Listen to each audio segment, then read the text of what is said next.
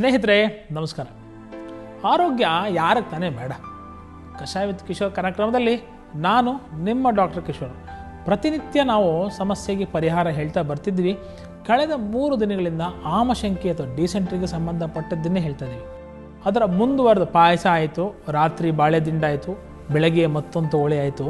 ನಿತ್ಯ ನಿರಂತರವಾಗಿ ನಮಗೆ ಊಟಕ್ಕೆ ಪ್ರಮುಖವಾದಂತಹ ಖಾದ್ಯ ಬಳಕೆಯಲ್ಲಿ ಹೇಗೆ ನಾವು ಆಮಶಂಕೆಯನ್ನು ನಿವಾರಣೆ ಮಾಡ್ಕೊಳ್ಬೋದು.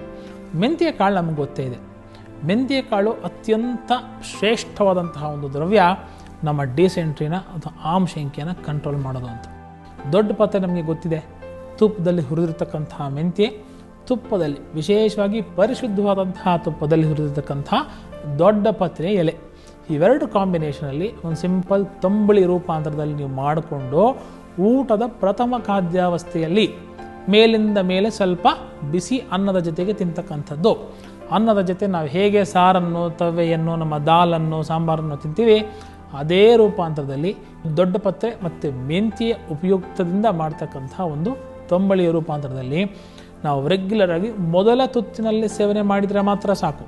ಯಾಕಂದರೆ ಈ ಪ್ರಶ್ನೆ ಸರ್ವೇ ಸಾಮಾನ್ಯವಾಗಿ ನಿಮ್ಮಲ್ಲಿ ಮೂಡುತ್ತೆ, ಏನು ಸರ್ ದಿವಸ ಮೆಂತ್ಯ ದೊಡ್ಡ ಪತ್ರೆ ತಿಂದರೆ ರುಚಿ ಬೇರೆ ಬೇಕು ಅಂತ ಅನ್ಸಲ್ವಾ? ಎಷ್ಟು ದಿವಸ ಇದನ್ನು ತಿನ್ನಲಿಕ್ಕೆ ಸಾಧ್ಯ ಅಂತ. ಮೊದಲ ಖಾದ್ಯಾವಸ್ಥೆಯಲ್ಲಿ ಮಾತ್ರ ಇದನ್ನು ತಿಂದು ಅದರ ಪ್ರಯೋಜನ ನನಗೆ ಹೇಳಿ, ಅದ್ಯಾಕೆ ನಿಮ್ಮ ಆಮಶಂಕೆ ರಿಪೇರಿ ಆಗಲ್ಲ ನೋಡೋಣ. ಮತ್ತೊಂದು ಸಮಸ್ಯೆ, ಮತ್ತೊಂದು ಪರಿಹಾರ ನಾಳೆ ನಿಮ್ಮ ಕಾಸು ತೊಗೊಂಬರ್ತೀನಿ. ಕಾಯ್ತಾ ಇರಿ. ನಮಸ್ಕಾರ.